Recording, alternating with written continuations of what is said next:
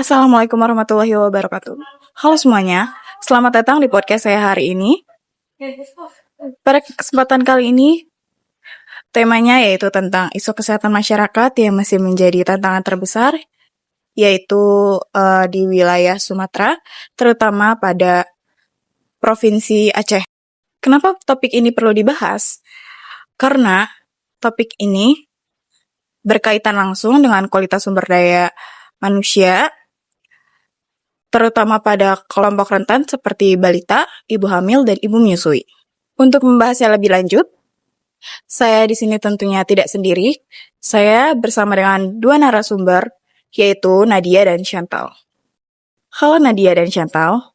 Terima kasih Widya Nisa, senang dapat berpartisipasi dalam diskusi ini. Terima kasih, semoga diskusi kali ini bisa memberi pemahaman yang lebih luas bagi para pendengar. Sebagai pembuka, saya ingin mengajukan pertanyaan umum. Chantal, bagaimana sih gambaran kondisi kurangnya zat gizi di wilayah Sumatera, khususnya di Aceh, berdasarkan data dan pengamatan kesehatan masyarakat secara langsungnya? Secara umum, Provinsi Aceh masih menghadapi berbagai permasalahan gizi. Beberapa masalah yang menonjol adalah gizi kurang, stunting, anemia, serta defisiensi mikronutrien seperti zat besi dan vitamin A. Meskipun telah terjadi penurunan prevalensi dalam beberapa tahun terakhir, angka tersebut masih berada di atas target nasional.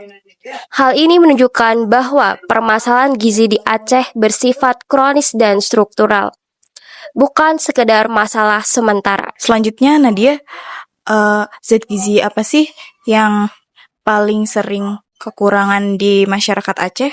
Zat gizi yang paling sering mengalami defisiensi adalah energi, protein, zat besi, dan juga vitamin A. Kekurangan energi dan protein banyak ditemukan pada balita yang kemudian berdampak pada pertumbuhan terhambat atau stunting. Sementara itu, kekurangan zat besi sering dialami oleh remaja putri dan juga ibu hamil yang bisa menyebabkan anemia.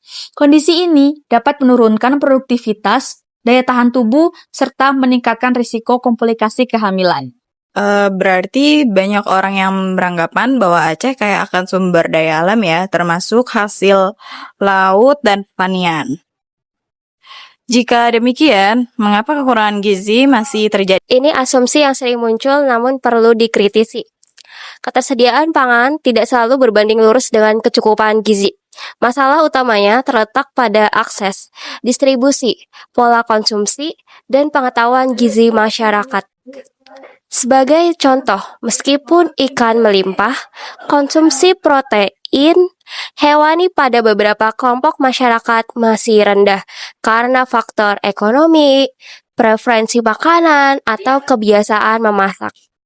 Saya menambahkan, pola makan masyarakat masih didominasi oleh karbohidrat, terutama nasi. Sementara konsumsi sayur, buah, dan protein hewan masih belum seimbang.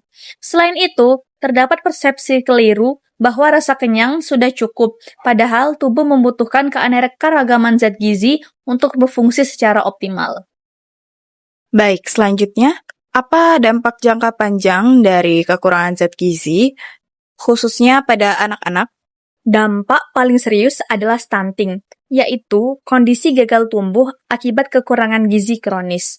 Stunting tidak hanya berdampak pada tinggi badan, tetapi juga berdampak pada perkembangan kognitif, kemampuan belajar, dan juga produktivitas di masa dewasa. Anak yang mengalami stunting berisiko memiliki prestasi akademik yang lebih rendah dan juga pendapatan yang lebih kecil di masa depan. Selain itu, kekurangan zat gizi juga meningkatkan resiko penyakit infeksi karena sistem imun menjadi lemah. Dengan demikian, anak lebih sering sakit yang semakin memperburuk status gizinya. Ini menciptakan lingkaran masalah gizi dan kesehatan. Lalu bagaimana dengan kelompok ibu hamil dan remaja putri? Kekurangan zat gizi pada ibu hamil, khususnya zat besi dan energi, dapat menyebabkan anemia, resiko bayi berat lahir rendah, serta komplikasi persalinan. Pada remaja putri, anemia dapat menurunkan konsentrasi belajar dan mempersiapkan kondisi gizi yang kurang optimal saat mereka memasuki usia kehamilan. Ini menunjukkan bahwa masalah gizi bersifat lintas siklus kehidupan, sehingga intervensinya tidak bisa dilakukan secara parsial. Lalu, apakah faktor sosial dan budaya turut berperan? Sangat berperan. Beberapa kebiasaan makan, pembagian makan dalam keluarga, serta pantangan tertentu masih memengaruhi asupan gizi. Dan juga dalam beberapa kasus, ibu dan anak justru mendapatkan porsi makanan yang kurang bergizi dibandingkan dengan anggota keluarga yang lain. Selain itu, tingkat pendidikan dan literasi gizi juga berpengaruh besar. Tanpa pemahaman yang baik, masyarakat sulit mengubah pola makan meskipun bahan pangan tersedia. Menurut kalian berdua, apa sih solusi yang paling realistis dan berkelanjutan? Solusi utamanya adalah dengan edukasi gizi berbasis pangan lokal. Masyarakat perlu memahami bahwa bahan pangan lokal seperti ikan, daun kelor, kacang-kacangan, dan umbi-umbian memiliki nilai gizi tinggi dan terjangkau.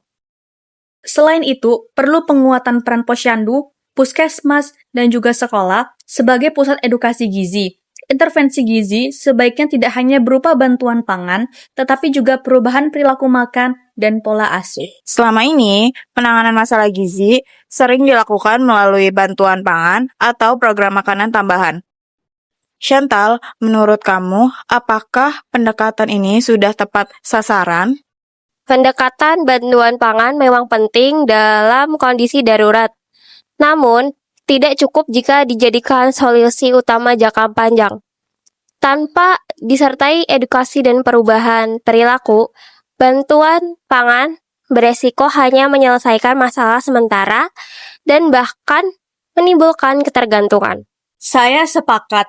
Dalam beberapa kasus, bantuan pangan tidak dimanfaatkan secara optimal karena kurangnya pemahaman mengenai tujuan dan cara konsumsinya. Ini menunjukkan bahwa intervensi gizi harus disertai peningkatan literasi gizi masyarakat. Jika kita melihat dari lingkup yang lebih kecil, yaitu keluarga, seberapa besar pengaruh pola asuh terhadap siklus gizi anak? Pola asuh memiliki pengaruh yang sangat besar. Cara orang tua memilih makan, mengatur jadwal makan, serta memberikan contoh pola makan sehat sangat menentukan status gizi anak. Bahkan, dengan keterbatasan ekonomi, pola asuh yang baik dapat membantu mencegah kekurangan gizi. Seringkali, masalahnya bukan hanya pada apa yang dimakan, tetapi bagaimana dan kapan makanan diberikan. Anak yang tidak memiliki pola makan teratur berisiko mengalami defisit asupan gizi meskipun bahan makanan tersedia. Ada pandangan skeptis yang mengatakan bahwa stunting tidak selalu berkaitan dengan gizi, melainkan faktor genetik. Bagaimana tanggapan kalian berdua? Faktor genetik memang berpengaruh, tetapi kontribusinya relatif kecil. Sebagian besar kasus stunting disebabkan oleh kekurangan gizi kronis dan infeksi berulang. Terutama pada 1000 hari pertama kehidupan, jika stunting disebabkan genetik, prevalensinya tidak akan setinggi yang kita temukan saat ini. Pandangan tersebut berbahaya jika dijadikan pembenaran karena dapat mengurangi urgensi intervensi gizi. Bukti ilmiah menunjukkan bahwa stunting dapat dicegah dengan pemenuhan gizi yang baik dan lingkungan kesehatan yang memadai. Lalu bagaimana sih peran sekolah dalam pencegahan kekurangan gizi, khususnya pada remaja? Sekolah memiliki peran strategis sebagai tempat edukasi gizi remaja, terutama remaja putri perlu dibekali pengetahuan mengenai gizi seimbang dan kesehatan reproduksi. Itu untuk mencegah anemia dan mempersiapkan generasi yang lebih sehat di masa yang akan datang. Program seperti edukasi gizi, pemeriksaan kesehatan secara rutin, dan penyediaan makanan sehat di sekolah dapat menjadi investasi jangka panjang dalam pencegahan masalah gizi. Dalam praktiknya, apa sih tantangan terbesar dalam mengimplementasikan program perbaikan gizi di Aceh? Tantangan terbesar adalah keterbatasan sumber daya, koordinasi lintas sektor, dan konsistensi pelaksanaan program. Program yang baik di atas kertas sering kali tidak berjalan optimal di lapangan. Selain itu, perubahan perilaku membutuhkan waktu tanpa pendekatan yang kontekstual dan melibatkan tokoh masyarakat. Program gizi seringkali sulit diterima oleh masyarakat luas.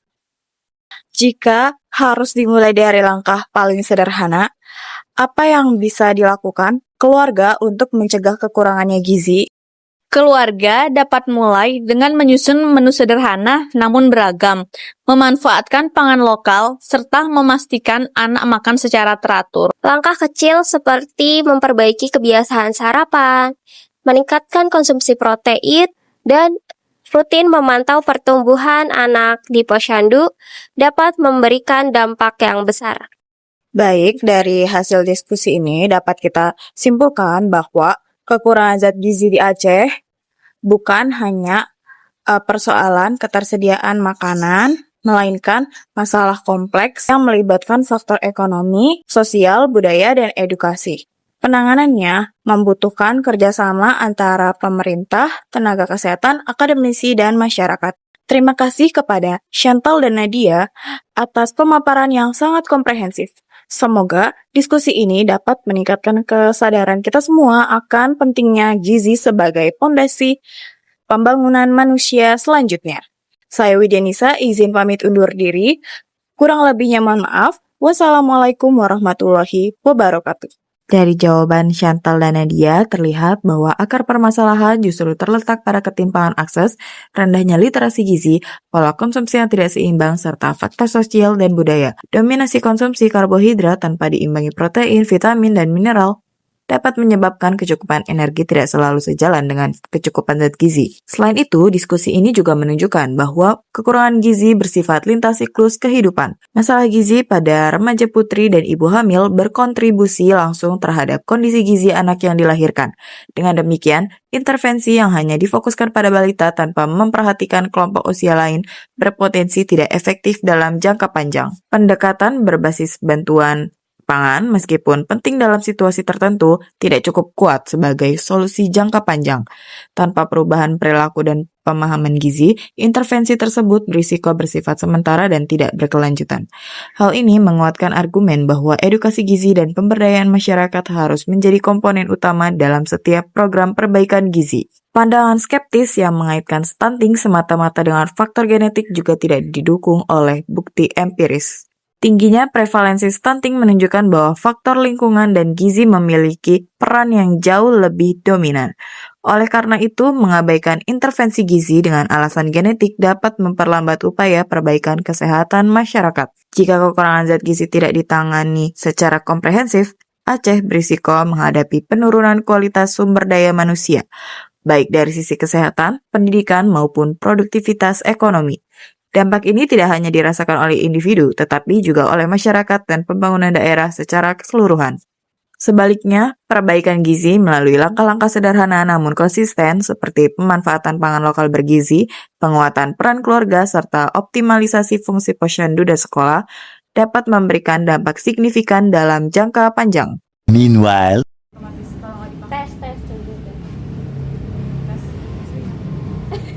Assalamualaikum warahmatullahi wabarakatuh. Udah dimulai? Udah. Terima kasih Widyanisa, senang dapat